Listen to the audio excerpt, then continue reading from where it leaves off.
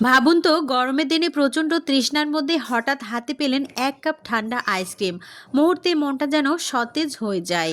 আজ আমি আপনাদের সঙ্গে আইসক্রিমের মজার জগৎ সম্পর্কে কিছু শেয়ার করব।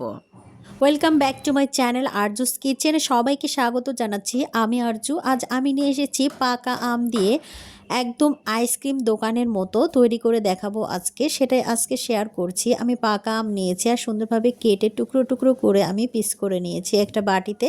একটা লাইক দিয়ে পুরো ভিডিওটি স্টার্ট করার অনুরোধ রইল। একটা ফ্রাই প্যানে আমি 3 কাপ পরিমাণ দুধ এখানে ব্যবহার করব।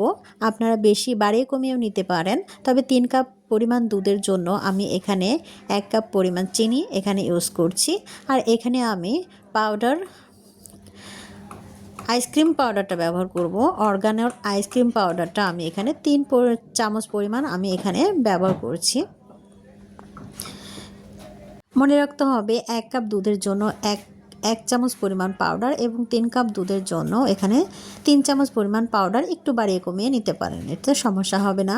আর এখানে সুন্দরভাবে আমি হালকা তাপে এগুলোকে জাল করে নেব। আর জাল করে একদম ক্রিম তৈরি করে নিতে হবে, একদম ঘন একটা ক্রিমের মতো তৈরি করে নিতে হবে। তাহলেই কিন্তু দোকানের মতো একটা পারফেক্ট টেক্সচার চলে আসবে। খেতেও কিন্তু সুস্বাদু হয়, দোকানের থেকে কোনো অংশে কিন্তু কম হবে না। অনেক টাকা খরচ করে কিন্তু আমরা বাইরে থেকে আইসক্রিম কিনে থাকি, তবে এরকম করে বাসায় যদি বানানো হয় তাহলে কিন্তু টাকাও বাঁচবে এবং স্বাস্থ্যসম্মত একটা খাবারও তৈরি হবে। আর এখানে আমি সুন্দরভাবে বলক তুলে নিচ্ছি। দেখুন আমি কিভাবে রান্নাটা করে নিচ্ছি, একটু ফলো করলে বুঝতে পারবেন। কোথায় স্কিপ করলে কিন্তু পুরো মূল্যবান জিনিসগুলো আপনারা মিস করে যাবেন। সেজন্য পুরো ভিডিওটা জুড়ে থাকার অনুরোধ রইল। এই যে সুন্দরভাবে একটা যখন থকথকে একটা হয়ে গেছে, তখন কিন্তু আমি এটা নামিয়ে নিয়েছি। আর এগুলোকে ঠান্ডাও করে নিয়েছি অলরেডি। ঠান্ডা করে আমি এটাকে মিক্সিতে দিয়ে দিচ্ছি। খুবই সহজ এবং খুবই কম খরচে এটা বানানো যায়। এখানে আমি যে আমের পাল্পগুলো রেখেছিলাম টুকরো টুকরো করে, এখানে সেই আমের পাল্পগুলো দিয়ে দিলাম। দিয়ে সুন্দরভাবে আমি এটাতে ব্লেন্ড করে নেব। আর এখানে আমি গুঁড়ো দুধ দিয়ে দিচ্ছি আবারও 2 চামচের পরিমাণ। এখানে কিন্তু আপনারা ব্যবহার করতে পারেন। আমি এখানে লিকুইড দুধ দিয়ে ব্যবহার করছি, কারণ হাতের কাছে ছিল না। আর ওটা দিলে কিন্তু মিষ্টি ভালো হয় এবং খেতে কিন্তু সুস্বাদু হয়। আমার হাতের কাছে যেটাই ছিল সেটাই দিয়ে পারফেক্টলি আমি তৈরি করার চেষ্টা করেছি। গ্রাইন্ডার গ্রেড করে আমি কিন্তু এগুলো আমি রেখে দেব ফ্রিজে, একদম ডিপ করে নেওয়ার পরে ফিরে আসছি। একদম বরফ যখন হয়ে গেছে তখন আমি কিন্তু এটা নামিয়ে নিয়ে একটু ঠান্ডা করে নিয়েছি, কারণ পুরোটাই কিন্তু বরফ হয়ে থাকলে একদম ব্লেন্ড করা যায় না। আর সেজন্য আমি এখানে একটু ভেঙে নিচ্ছি, চাকুর সাহায্যে সুন্দর করে আমি একটু ভেঙে নিচ্ছি। তারপর আমি এগুলোকে বিট করে নেব। আর বিট করে নিলে কিন্তু পারফেক্টলি একটা আইসক্রিম তৈরি হয়ে যাবে। আপনারা স্ক্রিনে দেখলে বুঝতে পারবেন। হালকা হাতে সুন্দরভাবে বিট করে নিতে হবে, একদমই লিকুইড করে ফেলা যাবে না। একদম ক্রিমি যখন ভাব চলে আসবে তখনই কিন্তু বিট করা থামিয়ে দিতে হবে।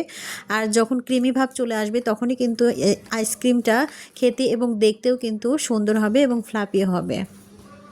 এখনও যারা লাইক দিতে ভুলে গেছেন অবশ্যই একটা লাইক দিয়ে পুরো ভিডিওটি স্টার্ট করার অনুরোধ রইল। এবং নতুন বন্ধুরা অলরেডি যারা আমার চ্যানেলে চলে এসেছেন অবশ্যই চ্যানেলটি সাবস্ক্রাইব করে দিয়ে পাশে থাকা বেল নোটিফিকেশন অল করে রাখবেন, তাহলে নিত্য নতুন ভিডিওগুলো পৌঁছে যাবে সবার আগে আপনাদের কাছে।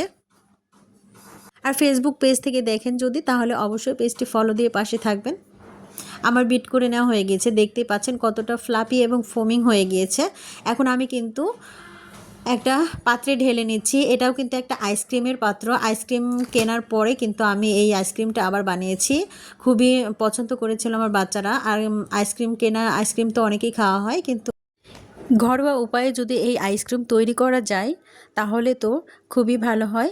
এর জন্য আমি এই আইসক্রিমটা ঘরোয়া উপায়ে সুন্দরভাবে তৈরি করে নিয়েছি। কেমন লাগলো আমার এই আইসক্রিমের রেসিপিটি অবশ্যই কমেন্ট বক্সে জানাতে ভুলবেন না। দেখুন কতটা সুন্দর এবং লোভনীয় হয়েছে, খেতে কিন্তু দুর্দান্ত ছিল। আপনারা একবার বাসায় ট্রাই করবেন, কি দরকার আছে এরকম করে যদি আমরা ঘরে তৈরি করে নিতে পারি একদম দোকানের মতো, তাহলে তো আর কেনার দরকার নেই। বাচ্চারাও কিন্তু খুবই মজা করে খাবে এবং তৃপ্তি সহকারে। সবাই ভালো থাকবেন, সুস্থ থাকবেন, সকলের সুস্বাস্থ্য কামনা করে এখানে বিদায় নিচ্ছি। আবারও নেক্সট ভিডিওতে দেখা হবে। সে পর্যন্ত সবাই ভালো থাকবেন। আল্লাহ হাফেজ।